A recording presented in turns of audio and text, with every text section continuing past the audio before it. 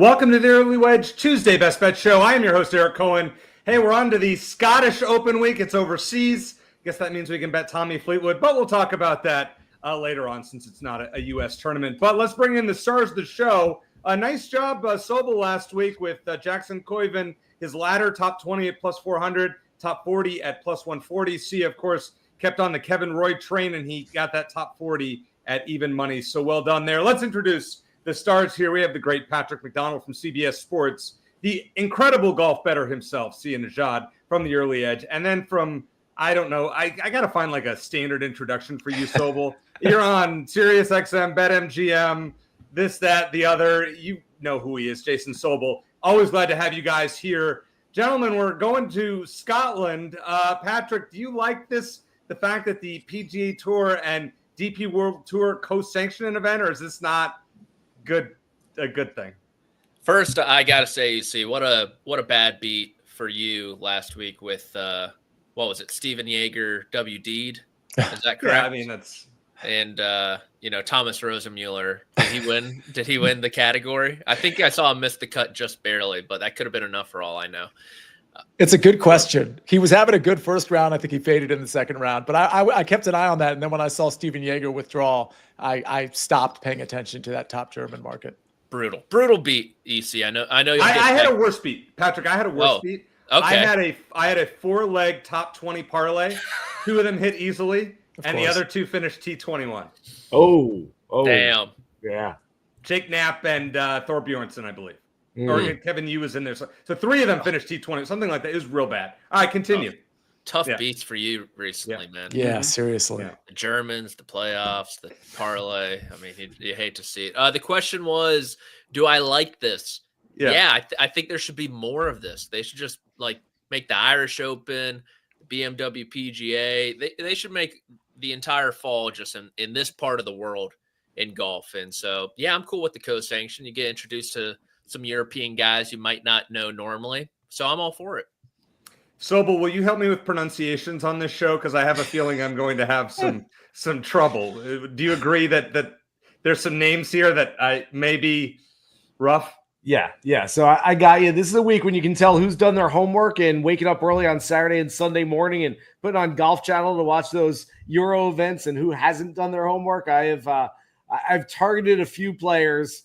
Later in the show, I will get to some DP Tour regulars because I think this is a great week to target these guys who are undervalued in the market. I love the fact that it's now a co-sanctioned event, has been for this is the 4th year where it's on both schedules. I used to say it's like the episode where the Flintstones meet the Jetsons, and I started realizing that young guys like Patrick have no idea what either of those shows are. So I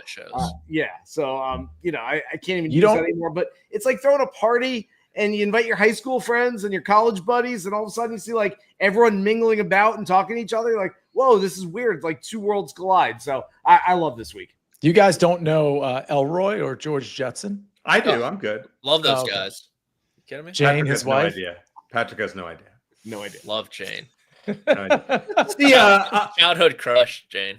Yeah, I get it. Poor Patrick, not knowing that. Sia, which is more important to you in general? Course form or recent history? Oh, recent history by quite a bit, especially, I think this Thursday we're going to have some wind for sure, but I think it's looking like, and this can change Friday, Saturday, Sunday, it's going to be pretty innocuous conditions relative to some Genesis Scottish Open. So I think we're going to see a lot of birdies. So I think I want guys, when you're looking at course history, you sometimes have to look at, okay, well, how well did they do, of course, but what were the actual conditions as well? And when the more you get to, I'm not going to say it's a birdie fest, but the more you get to a lot of birdie making, I think the more it lends itself to recent form rather than course history. So yeah, I'm looking at recent form more than course history for sure. Although don't get me wrong, I'm looking at course history too, just not as much. That's fair enough, and that's a great answer. Now it is time for the Storyline segment, sponsored by 5 Hour Energy's new transfusion flavor, inspired by golf's unofficial cocktail. It has hints of grape, lime, and ginger. No alcohol needed. Head to your local retailer or 5hourenergy.com to order yours today. So on Friday, July 4th, I'm playing a round of golf, and I had an unfortunate incident on the course before I popped in my 5 Hour Energy. I tipped the ball over the green into the water, and I decided I was going to scale a 5-foot rock wall to try to get said matte orange ball, and I ended up ankle deep in the water. It was not the first time I'd fallen in the water, but I cut up. I made a mess of my hands and everything like that. Thank you, 5 Hour Energy. Gave me a little kick the rest of the round, which I needed to keep going and play a little bit better. So I didn't know where that was going. Yeah, I was thinking, a really good transition. I was thinking like bathroom emergency. No. Listen, like I'm a gamer, guys. I got so many questions. Yeah. Go ahead. Before we get to story, what are we doing chipping the ball into the water? Secondly, why are we playing an orange ball? And thirdly, why are we going into the water for an orange golf ball? Yeah. It's that last question I'm really curious about. All right. First question. I was hitting it all over. There's one hole with water on the course. I had a bad shot. Greens were rock hard. Hit the center of the green and rolled off. Okay. Fine in the water. The matte orange ball is a beautiful thing, and I was losing a bunch of balls. It was a brand new ball. I was trying to go get it. And with spikeless shoes on a flat rock wall, not a good idea. Do not recommend. My hands are a disaster because of it. Trying to climb back up. Thank God nobody got it on camera. I will just say that. Climb back up. I did. Patrick, if you could see my hands right now, No, I'm not doing that on the air here. It was bad. I cut like both hands. Yeah, it was bad. It's bad. Yeah. I had to putt with a glove on the rest of the round because I was having a rough. I know. You see. Wow. Yeah. Everyone has those crosses to bear. So 5 Hour Energy, amazing. Loved it. And it tastes really good, by the way. All right, let's get to storylines. Patrick, we'll start with you. We're on to Links Golf. So what does that mean?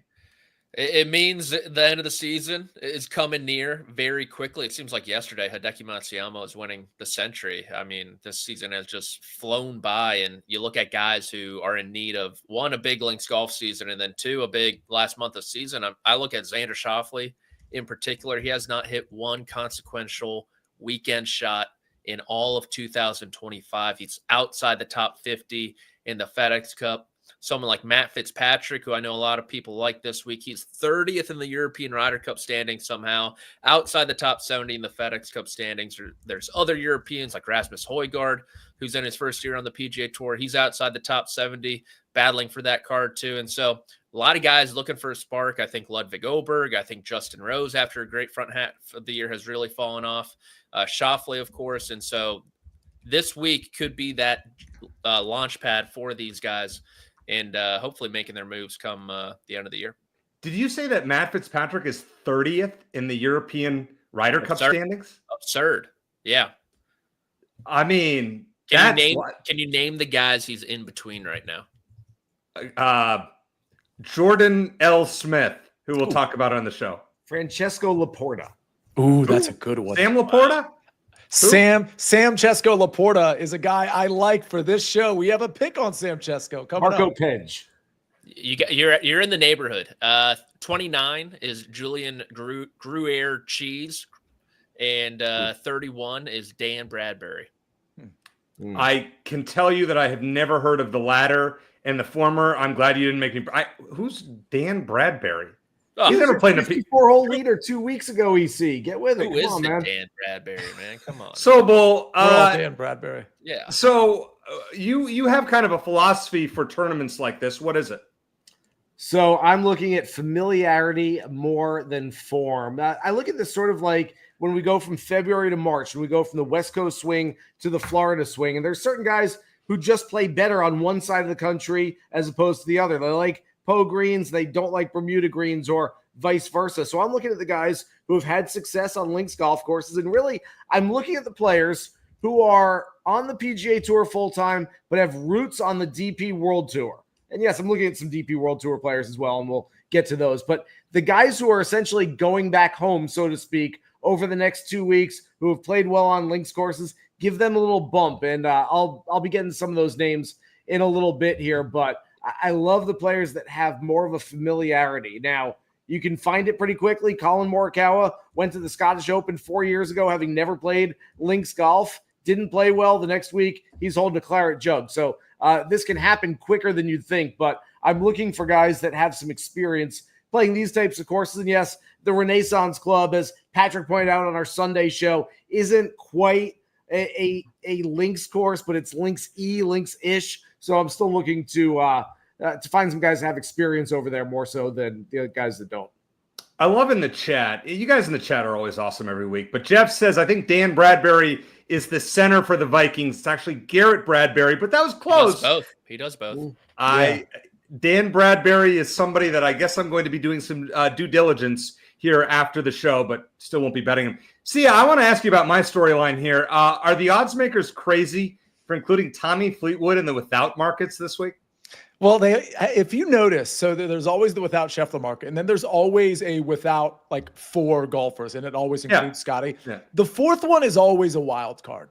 It's always like a guy like you're almost embarrassed to do that market because of the 4th guy in there, but the other 3 are absolute beasts. And for the record, when we get to outrights, I'm actually using that market in kind of a unique way, but yeah, I think it's a little weird. I don't know that I would have had Fleetwood in there as the 4th. The other 3 are absolute monsters. I mean, Rory, Scotty, and Xander certainly should be in there when you're doing the without market. But, who would you have picked? I'm just curious, who would you have picked in place of Fleetwood? Because I agree with you. I mean, when you look at like DraftKings pricing, Fleetwood is 4th, but it would probably be Colin or Ludwig, right?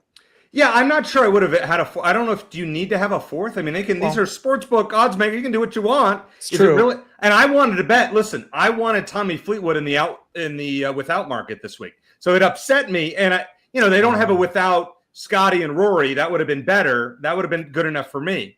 But to see, because Xander, I mean, I think Patrick talked about it. Like, Xander hasn't played a meaningful golf shot in a weekend all year. I mean, he said that. So why am I afraid of Xander?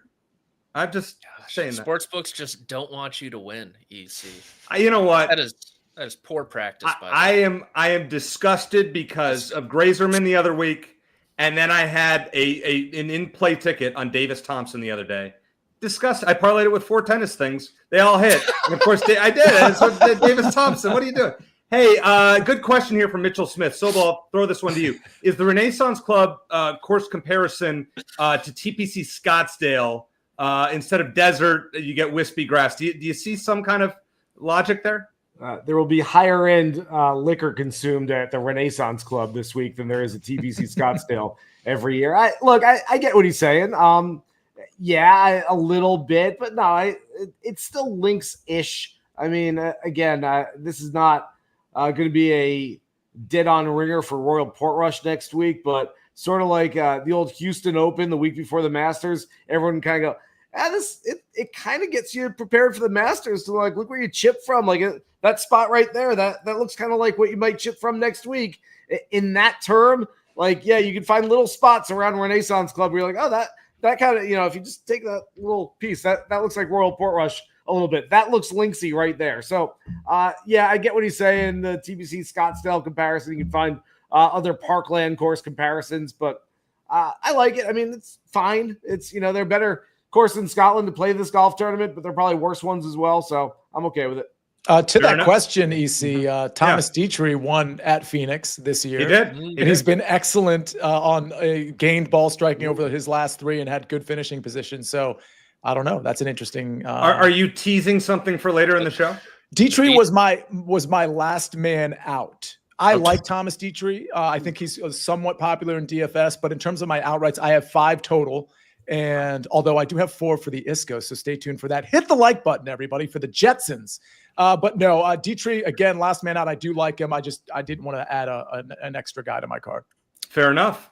And that was the Storyline segment sponsored by 5 Hour Energy's new transfusion flavor with as much caffeine as a premium cup of coffee with 0 sugar in a compact bottle. 5 Hour Energy is ready when and where you are, whether that be on the green or in the rough or maybe out of the water. So grab your crew, get your energy, and tee off with 5 Hour Energy's new transfusion flavor, available in stores or online at 5hourenergy.com. All right, let's talk first round leaders. Sia, you have a 4-pack, but we're going to start with Sobel's 2, including a guy, speaking of the Phoenix Open, that was leading after the first round at TPC Scottsdale. I believe he was up there, first or second, in Wyndham Clark. Yeah, just trying to hit a few guys. Look, we have been collectively terrible. I take no blame for this. Sia's supposed to be the FRL guy here. True. Collectively, we have hit nothing in first rounds. That is the I goal of this had show. Justin Rose. I had Justin Rose at the Masters, so that was my one. Okay, Don't make yeah, this all right. about It's been a yourself, while. EC. I'm Come on. giving us like It's not always about you, EC. Yeah, come on. Okay, dude. it's- I was going like recent history here. Fair I'm enough. not going all the way back to April, but the goal of this show, we will get you a first round leader by the end of the regular season. How's that sound? Even if we've got a, I guess they don't have staggered scoring at the Tour Championship anymore. I was going to cheat and give us a guy that had a lead, but in any case, we're going with Wyndham Clark here, who's got a surprisingly good record. I know Wyndham Clark's upset and bashing lockers and throwing clubs and whatever else he's been doing lately, but I love the narrative, and Matt Fitzpatrick's another guy that fits this. We saw Victor Hovland earlier this year. Even Nick Dunlap was 11th place this past week. I love this narrative of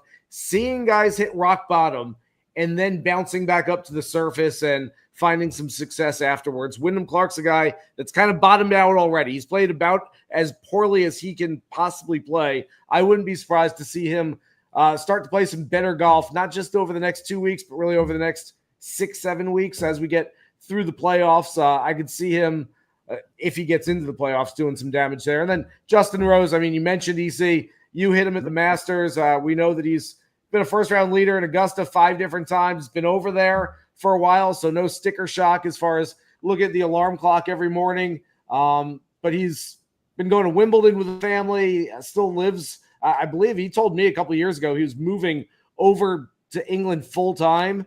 And I think he might still have a place here in Orlando, but for the most part, especially during the summer, he's over there. So I love the fact that he's just kind of like ingratiated himself towards, the time zones, the culture, all that kind of stuff once again. So taking Clark and Rose there.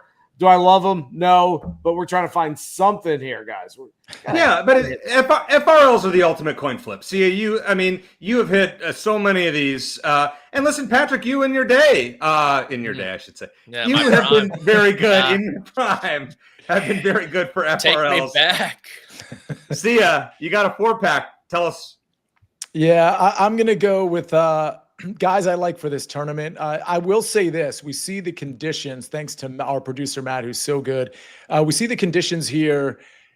This is going to fluctuate like weather always does, but it does appear to me that PM might actually get the better of it on Thursday. Again, the wind is going to be up all across Thursday, but Friday, Saturday, Sunday look to be pretty good. But it does look like the wind gusts and just the standard wind are going to be up a little bit more in the morning versus the afternoon. And again, subject to change. But with all that said, these are afternoon guys. Don't forget, this tournament starts at 2 a.m. Thursday morning. So afternoon for them, not for us. Either way, Matt Fitzpatrick, Ryan Fox, Max Grazerman, Victor Perez. Like all of these guys, some of these guys I like to win. Some of these guys I like for a round. All of them have good course history. Most of them are clicking with the approach and putting, and frankly are pretty good with the long iron play too. So I think all of these guys are going to have good tournaments. And I love the odds. Like Victor Perez is kind of the throwaway at 110-1, but I think he could probably get there. Really like Grazerman, Fox, and Fitzpatrick in this tournament in general, though. So I thought when you were talking earlier, guys, that Francesco Laporta was like some kind of a fake golfer's name, like maybe going to be in the next Happy Gilmore. Apparently, that's not the case. We're going to find out next after we hear from one of our sponsors. Who is Francesco Laporta?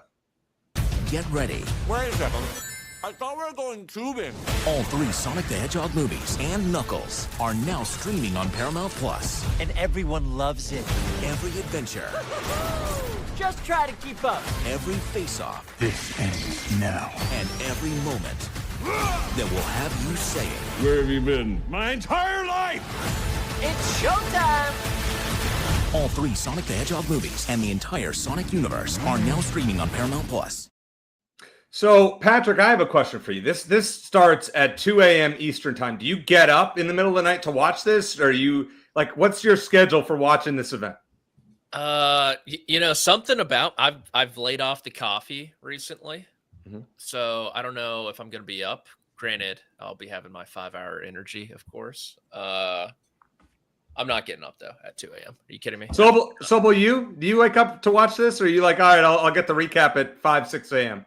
There was a time earlier in my career where I would have woken up for this. I will maybe wake up next week, and that's probably not – I might still be awake at 3 a.m. I do a lot of sleeping in front of the TV, and so I might just leave the TV on and catch something when I wake up in the middle of the night. But no, I will not be setting any alarms for this week.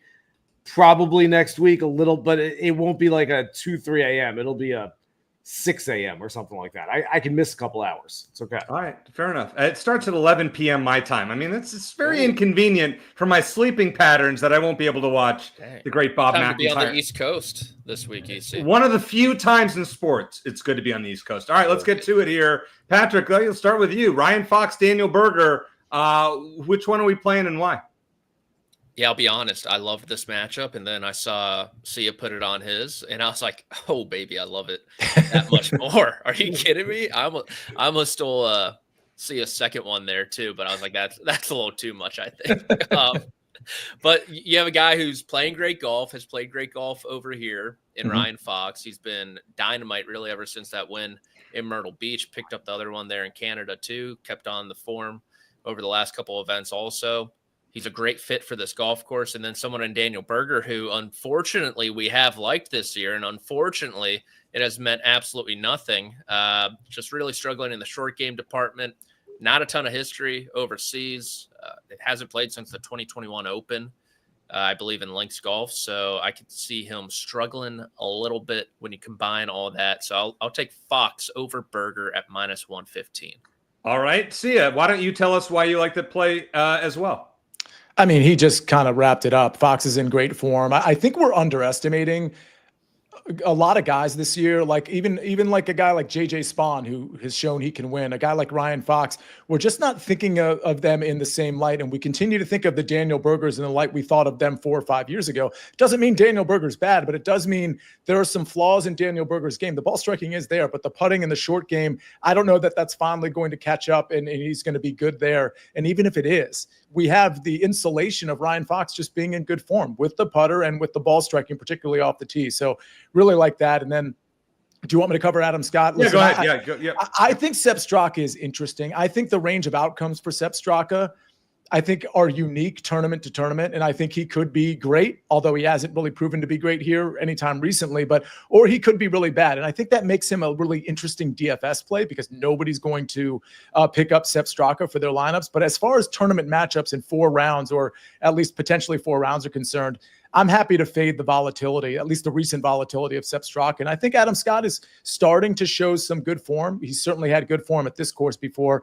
I think -110, and frankly, the Ryan Fox one too at -115. I think those are good deals. I think if Scott was -125, I'd still probably lean this way, and same with the Ryan Fox one. As far as Francesco Laporta, this is a process of elimination play more than anything. But I got to say, Sam Chesko, 58 days from football season, Sam Chesko Laporta at +210. Are we watching what he's doing on the DP World Tour? And I understand that doesn't always translate over to the PGA Tour, but this is, again, co-sanctioned. We cannot ignore what he's doing on the World Tour. Forget about the finishing positions for a second. The strokes gain metrics for like 5-6 tournaments in a row are bright green across the board. So I think when you look at his form versus Matteo Manassero, who can pop and who was good here last year, but who has been in pretty erratic form, Francesco Molinari, who just doesn't measure up these days, and Guido Migliozzi, who's a name that pops up once every couple of years, but also hasn't been in good form. Getting +210 here is I don't want to say it's a gift. To me, this should be +170, with Matteo Manassero also being +170, with Francesco and Guido being in that +300-400 range. It's not. I like the value. Give me Francesco Laporta at +210. I'm glad we do this show because I had no idea there was anyone named Francesco Laporta before we start. I'm serious. I didn't know. Sobel. Sam's dad. Yeah, I apologize. Sobel, Sia likes Adam Scott to beat Sepp Straka. You are fading Adam Scott against the 30th ranked European golfer in the Ryder Cup standings. I like Matt Fitzpatrick this week. Look, he's been trending in the right direction. I talked just a few minutes ago about guys kind of hitting rock bottom and coming back up. He was not did not have a top 10 in his first 10 starts of the year. Now has 3 top 15s in his last 5. He's coming around. The form is there. Plays links golf very well. I know a lot of people out there like Adam Scott. This is more of a Fitzpatrick play than a Scott fade, but I get it. The course history from last year, he was runner-up and played well. He's in form, played well at the U.S. Open. I don't know if I necessarily see it for Adam Scott this week or even next week. And then Harris English over JJ Spawn. English has some links experience, of course, playing this event, playing the Open Championship over the years. I think the JJ Spawn hangover is going to continue for a while, especially on some unknown golf courses. The guy's got the U.S. Open trophy in his back pocket. I don't know that he needs to prove anything and follow up with anything good the next couple of weeks, but I just don't see it for Spawn. I think you're getting a really nice number on English in that matchup. A few of you in the chat are talking about top Scottish that I'm giving out, Bob McIntyre plus 115. I thought it was a joke when I saw it at first. I'm like, what? Who is Ewan Ferguson, Callum Hill, Connor Syme, Grant Forrest, and Richie? Like, these guys aren't beating a guy that's finished second here 2 years ago and he won here. Come on, this is, and I don't want to say there's no layups in betting, and no, the ski mask boy in the chat, golf is not easy to gamble on. No, it's not. But this is, am I right? Sobel, you're giving me a look here. What's the? This feels like an easy one. I actually really like the play, and especially at that number. I just you're burying these guys. I mean, Connor Syme's a hell of a player. Callum Hill, he just won. Connor Syme just won the KLM, and his history here is pretty good. These are some great play. Ewan Ferguson defended his BMW International Open title last week in Germany. I mean, let's put some respect on these names. I'm getting a guy that just finished second at the U.S. Open and who has the best course history you can almost possibly have here over the last 2 years at plus money. I don't care who he's playing against. I'm in for that. I'll say this. I don't not like your bet. Connor Syme is the Thomas Rosenmuller of last week. Throwing that out there. Everyone's thinking about his ball striking numbers. Hey, Joseph Boza in the chat. I do have a winning score prediction. It's on a props article. I think they put it on the bottom of the CBSSports.com golf page, way below Patrick McDonald's articles. But I do have something up there giving a winning score prediction. How about this one, though? Winning margin. I kind of breaking the rules here because I'm playing two different outcomes. I'm putting 1 unit on one shot at plus 210 and half a unit on there being a playoff at plus 360. And we can make money either way. Here's the thing. So this has been held at the Renaissance Club 6 times. The first 3 times went to a playoff, and the next 3 times the winning margin was 1 shot. So I feel like I'm covering my bases. We're going to get a close finish here. And think about what's happened on tour lately. Since the Canadian Open, we've had like playoff. Now, Spawn was 2 shots. I get that, but he had to hit a 64-footer. Outside of that, we had a playoff at the one-shot victory at the Travelers, then playoff, awful playoff in Detroit, and awful playoff for some in the Quad Cities. So we've seen close finishes. I feel like these are good bets, and I'm going to hedge it so we can make a little money when this one is tight, and hopefully Bob McIntyre wins, and he covers top Scottish, and he hits this, and he hits an outright, and he'll be my new favorite golfer on tour. Just going to say that. These seem foolproof, you see. Patrick, I got that. Maybe, you know what? Maybe the ski mask boy is right. Golf is easy to bet. Maybe it isn't. Let's move on to finishing positions. And I hate to admit this, Patrick, I absolutely love your pick this week. I love your pick this week. Why do you hate to admit it, man? You like when I disagree with you, right? I love your pick in Rasmus Højgaard. Thank you very much. Top 40, plus 110. When I saw this at plus money EC, I thought, that's probably a pretty fair number, honestly. So rolled with it. He hasn't had a great year. He had that runner-up with Nikolai at the Zurich Classic when I think they're still getting TIO relief on the 18th hole, but kind of just been outside the main frame the past month. T46 at the U.S. Open, T43 at the Canadian Open. Had moments at the PGA Championship, fell off there, but hitting the ball very well. He's finished inside the top 25 2 of the last 3 times at this tournament. So at plus 110, I'll take a risk there. Okay. Amazing pick there. Another amazing pick. Well, you know what? I will start with, I'll go to Sia first. Sia, another amazing pick that you have, Max Grazerman, who, although he cost me money the other week, I think he's going to show up here. He was T21 last year. I'm still feeling the Max Grazerman playoff hurt from you, EC. And Grillo, we had a lot of people with Grillo tickets. This show was, especially the Monday show, but I think the Tuesday show, a lot of people on Grillo. I even had a ticket on him, even though he wasn't an official play for me. So we got to bounce back with Max G and Sam Burns. I like Sam Burns as a top 20. I could have played this top 30, but it wouldn't have had the including ties. I think Sam Burns top 20 at plus 160, again, including ties, is really good. I'm more of a Sam Burns guy than most. I absolutely think he can win this tournament. And I think he's a good course fit, which is why I think the top 20 play is, I don't think it's safe per se, but I'm willing to do that versus the more conservative top 30 play in this case. Max Grazerman top 40. Again, I think he's discount Sam Burns. I think he can do all the things Sam Burns can do, just not quite as well. Top 40, including ties, plus 110 makes plenty of sense to me. All right, Sobel, I have a trivia question for a little stat here on Jordan Smith. He has 6 top 10s this year, I believe, on the European Tour and the DP World Tour. How many additional top 20s does he have? I believe none. He's been None. all or nothing. He's an all or nothing guy. We love all or nothing in this segment. Yeah. It makes me think I should have put him for a top 10 instead of a top 20. You're safer. I appreciate the safety of it. So why do you like him? I like this guy because, look, he's been around forever. We used to call him Jordan L. Smith. The L's for Lewis, of course, his middle name. You knew that, EC. Of course, he's lost the L because this is what happens when you play well. You don't need a middle initial anymore. No. So you might get him mixed up with Jordan Spieth. You might get him mixed up with Matt Jordan, but he is indeed Jordan Smith, 32 years old, from England. 4 top 7 finishes in his last 7 individual starts. Guy's playing some great golf. He's got a little bit of a reputation overseas as being like the Tommy Fleetwood of the DP World Tour. Tommy Fleetwood wins on that tour. At least he has in the past. Jordan Smith doesn't win very often, but he does contend a lot. I think, like I said off the top, this is a great week to know your fuzzy foreigners. Know the guys who you turn on Golf Channel at 6 o'clock, 7 o'clock on a Saturday morning and you see these guys playing. If you know them, play them this week because you have a little bit of an advantage over everyone else. I think these guys are undervalued. Plus 375 is a great number on Jordan Smith. And Eugenio Shikara is a guy that is on the outskirts right now, but he's very close to getting a PGA Tour card for next year if he can finish inside that top 10 on the Race to Dubai standings. He's a huge talent. Played live golf for a little while. Said he got bored of it. It was just about money. He needed the thrill of playing some of the elite level tournaments and playing against some of the best players. I love everything about that. And so Eugenio Shikara's guy, jury's still out on the short game a little bit. Tee to green, dude's fantastic.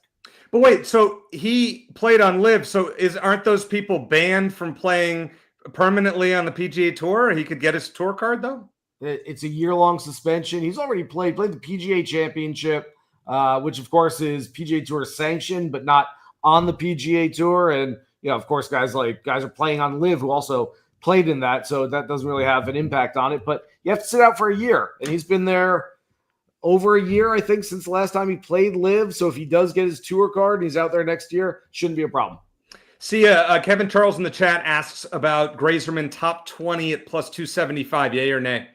Yeah, so it doesn't sound like he has a top 40 option. So here, two things to say to this. And then I have a question for everybody before we get to your no-bet list and the outrights. He says his book doesn't offer the top 40.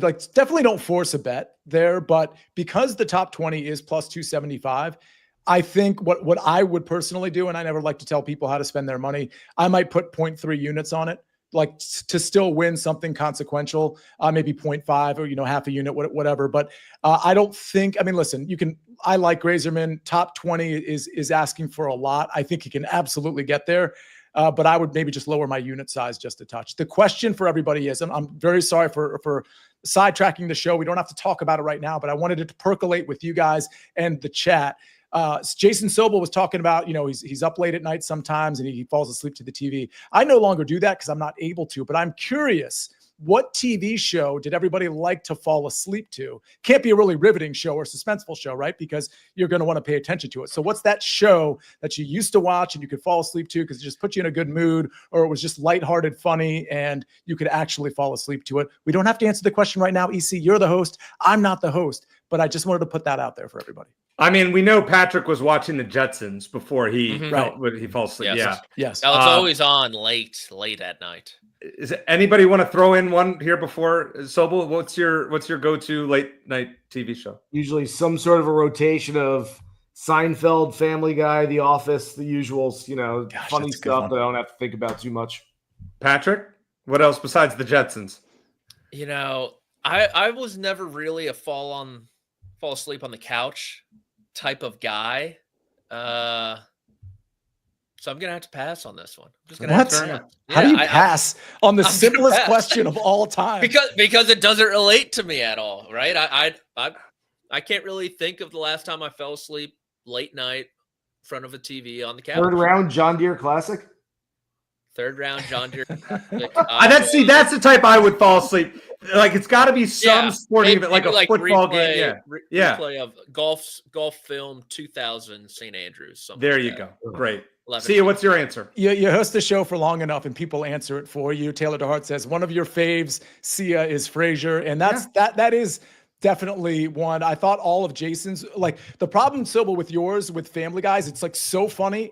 Like I almost feel like it's too funny to fall asleep to. Right. But I loved everything you said. Frasier would be one and Community probably number 2 for me. Okay. Fair enough. Here's a follow-up. Yeah. What time, and I'm going to sound like a third grader here, what time do you guys go to bed?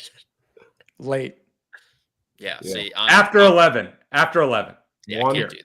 12:30, 1:30. I cannot do that at all. I'm going to bed in like an hour and a half from now. Come on, Patrick. Yeah, we got baseball to bet on tonight. Like we got picks from the early edge to bet on. My sleeping hours are 9 to 5, baby.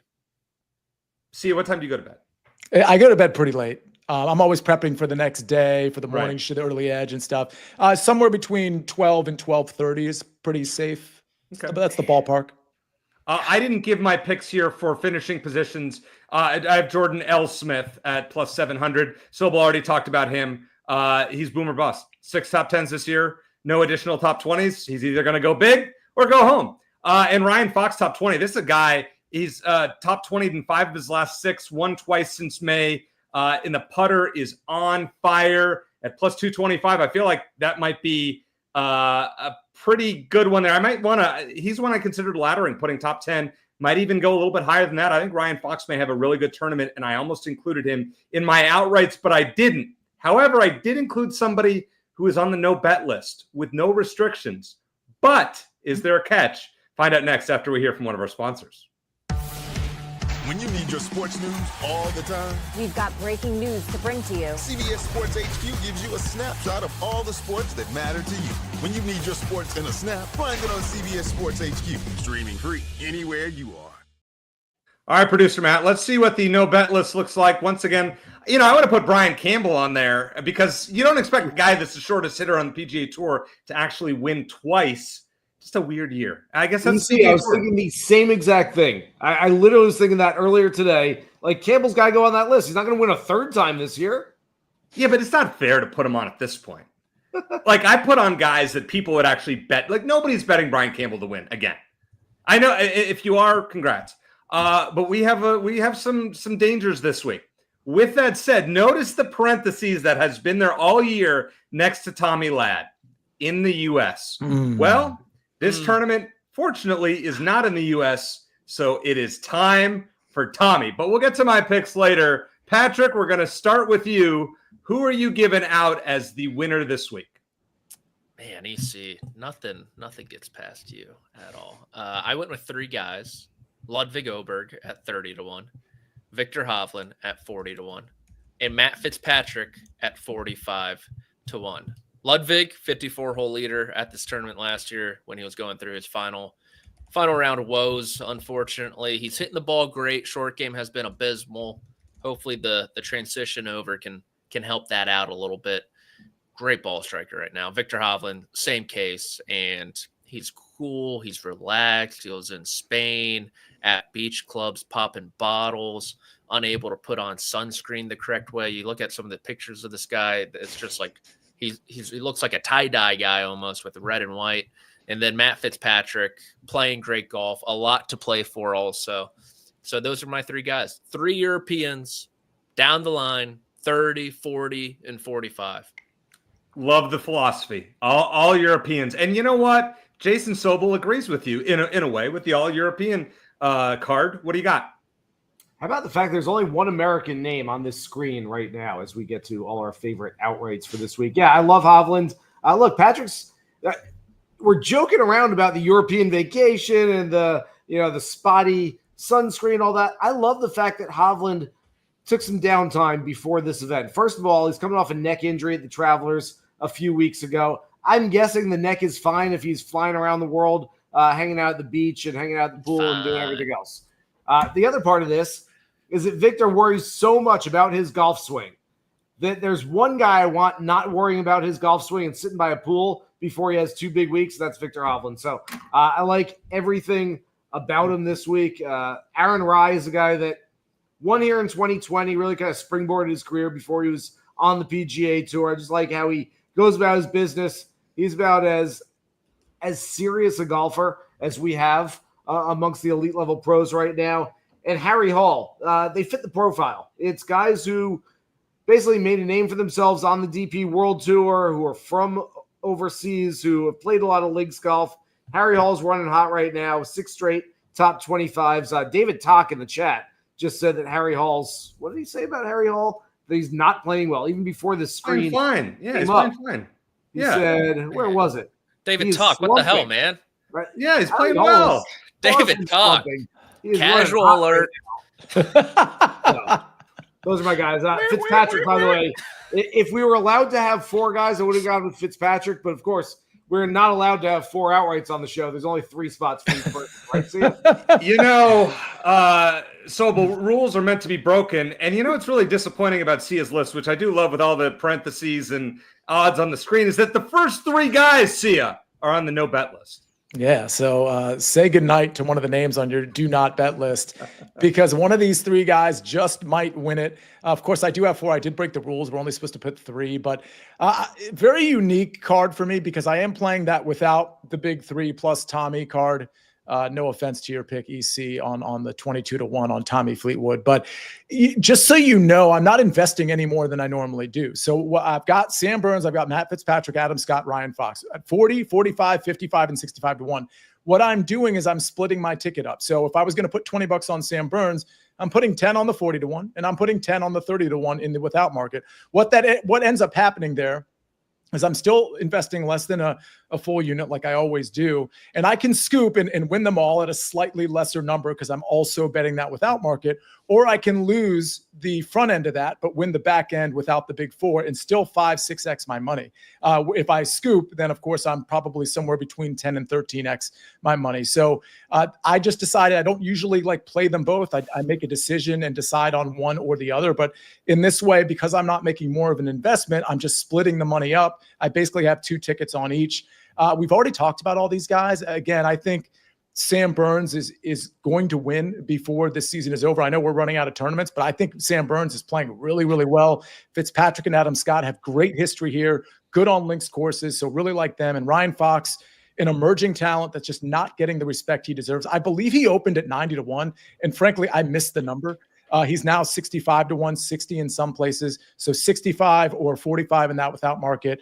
Do I think he's better? I don't think he's 65-1 for a reason, but he has shown the ability to win, including in tough fields. So give me Ryan Fox. So I can't believe I'm doing this. It's almost sickening to be doing this, but it's Tommy Fleetwood time. I really feel like he's going to do something. Notice how I phrased that over the next 2 weeks. I hate the number. I hate it. But when you bet like me and you get it at 150-1, you like the number a lot more. So thank you, Baseball Parlay from last night. Thank you, Early Edge, for a few suggestions of what to throw in there last night. And that's now 150-1. So is Bob McIntyre, who has incredible course history here. Listen, I love the number on McIntyre at 33-1. I think a lot of people are playing me, well, you can't win the same tournament back-to-back years. Well, Sia, we did do a show with Matt Every earlier this year. He did it at the API. Scotty Scheffler did it at the Memorial. I think that might be the only one this year that has done it. Correct me if I'm wrong, but I think he's the only one that's won the same tournament in 24 and 25. So why not Bob McIntyre? Second at the U.S. Open, great course history here in front of the hometown folks. I'll take my shot at a big number. If Tommy Fleetwood wins, I don't know what to tell you. Something is telling me Tommy Fleetwood, so you got to go with your gut. All right, let's go into long shots here. We got some interesting numbers here, but Patrick, this is a real weird one. We know that Americans don't usually win the Scottish Open. I mean, Xander Schauffele did the other year. Maverick McNeely at 80-1, though. This is kind of a random name. He's kind of in the tournament or not in it at all this year. It seems like he's had a number of podium finishes, runner up there at the Farmers, third place in Texas, I think, in Harbortown too. Hitting the ball really well, driving it much better, and we know what he can do on the greens. He's talked about how he likes to play on golf courses near the water. This certainly justifies that. And so him at 80, and then last minute addition, just because the number just came across my desk. Breaking news: Rasmus Nørgaard Peterson at 90-1, officially adding him to the card. Followed him for a couple holes at the U.S. Open. All I needed to see. This guy, I want him on the European Ryder Cup team, and he followed up that T12 at Oakmont with a T14 last week. So I think he keeps a good thing going. Probably top 20 is a good play, but I'm going for the win. Fair enough. We appreciate that. We love to get aggressive here. And Mike Miller, you're getting aggressive here with a Corey Seager home run and Bobby Mack outright at 154-1. You're speaking my language, and I appreciate that. Sobel, you're going with Matt Wallace. That's a name we haven't heard in a while. Yeah, look, Matt Wallace is a guy, you look at the stats this year, you look at him overall, it's like, nothing really terrible, nothing great, but he's always a player that I've thought has the ability to win like this kind of level golf tournament. He's only got one top 10 in a major. There was a third place at the PGA a handful of years ago, but he's a good enough player to go out and win like a Scottish Open. This would be a kind of perfect sort of signature win for him. He's got one win on the PGA Tour. It was an opposite field event. 5 on the DP World Tour, but none as big as this. 110-1 is a really nice number on Matt Wallace, who's a guy that's going to be very much under the radar. I like him for DFS as well. I think you got to get a lot of leverage with all the different European players that people are looking at. I haven't heard much Matt Wallace. And then I mentioned Shikara earlier in the show for a top 40. I don't mind taking him for an outright at 170-1 either. There's a big number on Shikara, who, like I said, he is a very, very talented player. He's a guy we're going to see up there as a top 20 player in the world, contending in major championships in the next 2 to 3 years. Sia, I am so proud of you once again. Every week you continue to deliver these monster parlay tickets. So tell us about Mad Max and then your parlay. Yeah, Mad Max, we've talked about him a lot. I guess I have him as a first-round leader as well, trying to recall. But 80-1/60-1 in that without market. Again, I just think he has tremendous upside. So I'll take that big number. The parlay is a top 40, top 30 parlay, like I've been doing. 3 in the top 40, 3 in the top 30. These are under top finish. I think you can only parlay these together at DK among like the 3 bigger books.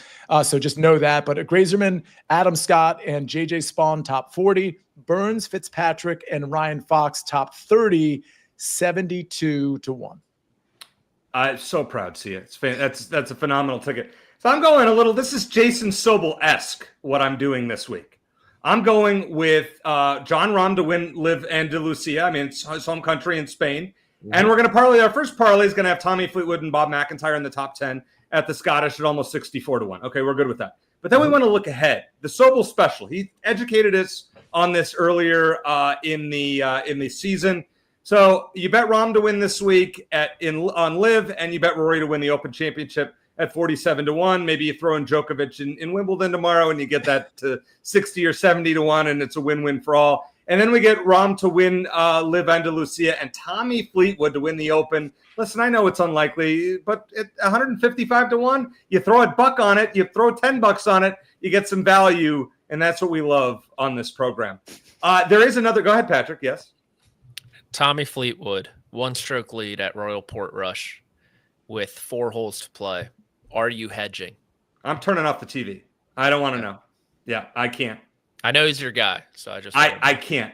If Tommy Fleetwood cannot be leading, if he's leading after the 3rd round, I'm hedging my whole account on the other players around him. Yeah. Okay. If he's leading, I just won't be able to watch. I'll just put on something, whatever baseball's on at the time. Going with that. Alex in the chat says, sorry, EC. Rahm isn't winning this week. He's winning next week, though. Can we do I've noticed, I don't know on certain sports books if you can do the Rahm parlay or the Rory parlay, because I like McIlroy this week. Sobel, do you know of any sports books where, I don't know if at MGM they're letting you do that, where you put like Fleetwood I couldn't do on a few of them. Oh, really? Yeah. I believe I wasn't aware that you couldn't do that. I believe you can. I usually stick with everything for the week. I can go through my my parlays this week, which have senior. I mean, hang on, I got to find one of these good ones here. I've got. This is what we love. One of the good ones. One of the good ones. Yeah. That one's pays to watch live. There. Okay, let's see. Let's go down. Where was this thing? Yeah, all right, we've got. Betting has to be it amazing. would not let me parlay this whole thing because you'll see why. It was for like 243 billion or something. But I've got a round robin with Harry Hall, S.H. Kim at the ISCO, Paul Casey on Live, Lottie Wode at the Avion, and Robert Carlson on PGA Tour Champions. All of whom are 30 to 1 or bigger. And see, Sobel won't be on next week's show because he'll be cashing. It's like a lottery ticket when he hits all 5 of those. Nice knowing you, Sobel. That was good. Congrats. Let's move on to the ISCO. But you do have a few picks for us for the ISCO. You and Sia have a few. This is where you guys shine. You know, Phillips earlier in the year. I stay away from these tournaments because I just am not smart enough with these. But Sobel, you're going with the chalk at the ISCO in Thor. Look, I know Jeff Stenberg's on there, and he's been telling us about Thor Bjornsson for months now. This is the time. This is the time to get on. He's best player in the field. He's playing some really good golf. He's knocking on the door. I feel like this is his sort of Colin Morikawa moment where, remember, Morikawa won the Barracuda back in 19 and has never seen an alternate field event since, and this could be the last time we ever see Thor Bjornsson at an opposite event. I hope he enjoys it this week because he's going to be playing with the big boys for the rest of his career. 16 to 1. I actually think it's a pretty good number. I thought we were going to get 8 to 1 on Thor Bjornsson this week. So I think it's a pretty good number. I'll back it up with S.H. Kim at 40 to 1. He's had a great year on the Corn Ferry. He's going to get his PGA Tour card back. What's the motivation this week is that he can get it back now. You win this week and you don't have to wait 3 months to get your card. You get it right away. So I am with regrets not taking Jackson Coyven again, but I like him. I've squeezed the 3 of those players into some DFS lineups already as well, and then try to back them up with 3 guys with cheap prices that might make the cut. Sia, I have no idea who David Bryant is that Alex suggested in the chat. Davis. Davis. Davis, 36-hole leader on the DP World Tour last week. You need to wake up earlier, EC. You know what? I stick with the players that play on the PGA Tour. And see, I actually have heard of all 4 of yours. Start with Carson Young. It's funny that we're seeing these numbers on like S.H. Kim and Carson Young in the 40s to 1. And for the record, I like Thor as well. I like Kevin Roy. I've been on for a few weeks now. He's 18 to 1. Like Grillo, who we liked last week, 18 to 1. Like I can't. Rico Hoey, incredible ball striker, 22 to 1. I just can't do it. So I got to go down the board to some lesser names. Carson Young, we know him as a good ball striker. We've seen it a little bit from him lately. Chris Ventura. This is more of a talent play. Like, keep in mind, this, I think it's called, pronounced Hurstbourne Country Club. This is a new course for this tournament. So it's not necessarily like bombers apply. This is, to me, and Jason, you can correct me if I'm wrong, this is more of a positional, more of a plotting, shorter track. Jackson Suber, ball striker of all ball strikers, at least when he's on, 75 to 1, really like that. And how about Zach Blair, who's starting to play a little bit better? I know that because I bet so many round matchups and 3 balls that sometimes I just get on to guys that I'm maybe fading and I'm tracking for 18 or 36 holes, if not 72. Zach Blair on a shorter track, we know him as a shorter hitter, who was T33 last week. And oh, by the way, last year at this tournament, granted, it was a different course, but T2, like these lesser tournaments with shorter hitters that are going to require not necessarily a lot of length, I think 150 to 1 is completely not too long, but like that's a number that I'm very interested in. So yeah, 151 Zach Blair, there's 4 for you. Let's move on to OAD, and we have a problem here because Patrick McDonald and producer Josh keep forgetting to put their picks in. So you're 1 spot ahead of me in the standings. However, you should be in between Sia and me. So Patrick, you and producer Josh, we'll see what you have this week. Sia, 56th overall, doing well. Congrats to MMM893 with 18.3 million. Boy, that is impressive. Who you got, Sia? I'm trying to remember who I have. I think I have Matt Fitzpatrick. I was going to go for Sam Burns, but I want to save him. And I'm going to go with a relatively chalky guy, although probably not the most chalky, because I think Patrick and EC, I think you guys have the guy that's going to be the most popular guy.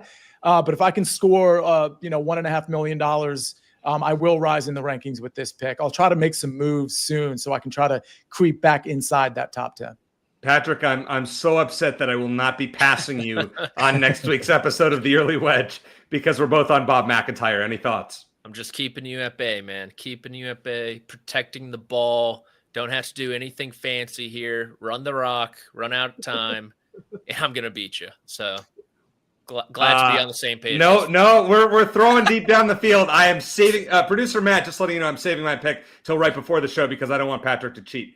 I did not cheat. I did not cheat. I am not letting that happen. Sobel, Victor Hovland, you mentioned that you liked him earlier in the show. It makes sense. It's a Hovland week. Going all in on Victor this week. I wish I still had Tommy Fleetwood to use. I would be so excited. All right, it's time for story time. And Sobel, this is a special story time. I don't know that you've ever been to the Scottish Open, but one of the trendy videos that's going around is a former NHLer in Canada got into a fight on course and started a guy who was obviously inebriated came after him, and he had a rough go of it, kind of like me, ended up in the water. I ended up on my own to my ankles. He ended up his whole body. But what's your best story of on-course altercation? So we've got a pretty big crew at my club that, the guys play together all the time, and for the most part, everyone gets along. We've lost this one a little bit, but we used to play Amigos at least once or twice a week. It's my favorite betting game. For those who don't know it, I literally, when I was with Action Network, I wrote it up just so I could send the link to people if they were going to come play with us, so you didn't have to explain it on the first tee. So if you search my name and Amigos, you'll find the Action Network story somewhere online. You can read exactly how to play. But short story is that essentially everyone tees off and you make the teams based on where the balls are. So if you're playing with 2 balls left against the 2 balls that are right off the tee, and those are the teams. Well, at some point you're looking and, based on you want to be with the better player, you want to be with the guy who's stroking and getting a pop on that hole. So it can get a little tense at times, exactly whose ball is left and who's right and who's on which team. So one day we're playing, I think this was like a 6 guys playing Amigos. One of the guys who was prone to getting in some aggressive arguments on the golf course literally got in a fight with 5 other guys about where his ball was, whether it was on the left team or the right team, and quit the club right there on the 16th hole. Whoa. Got in his cart, drove away, got in the car, left, and never came back. Really? Any of you ever talked to him again? Yeah, I've talked to him a little bit, and we've invited him back out, but burn some bridges. Seems like a bad life choice on his part. Sia, I don't know who those names that you and Mitchell are posting about. Can you please educate me? Well, people, including myself, thought Jason was saying something about him playing golf, presumably with Migos, the musical hip hop rap group. And so I was just pointing out that maybe he's the 4th member of that crew. I think one of them actually passed recently. But Quavo, Offset, Takeoff, and Sobel. I have played golf with Snoop Dogg. Really? What was that? What was that? Augusta National, but in Augusta. It was like a little PR thing, and they set it up with it. But I started pouring. I played like 3 holes. It was like a 17-some. I mean, like all his boys were out there, and 3 of us media guys were out, and we played a few holes, and it started pouring out. And they're trying to get everyone, corral everybody to go inside. Snoop would not leave until he made a 10-footer. It was like an uphill 10-footer. He sat in the rain for about at least 10, 15 minutes before he rolled it in. And then he celebrated like he had won the Masters. That's awesome. Yeah. That's so Snoop. Am I right, guys? Sobel, have you ever seen anyone fall in the water on the course? Oh, yeah. Yeah. I've been there twice. Yeah. Not good. Yeah. Not going after an orange golf ball, though.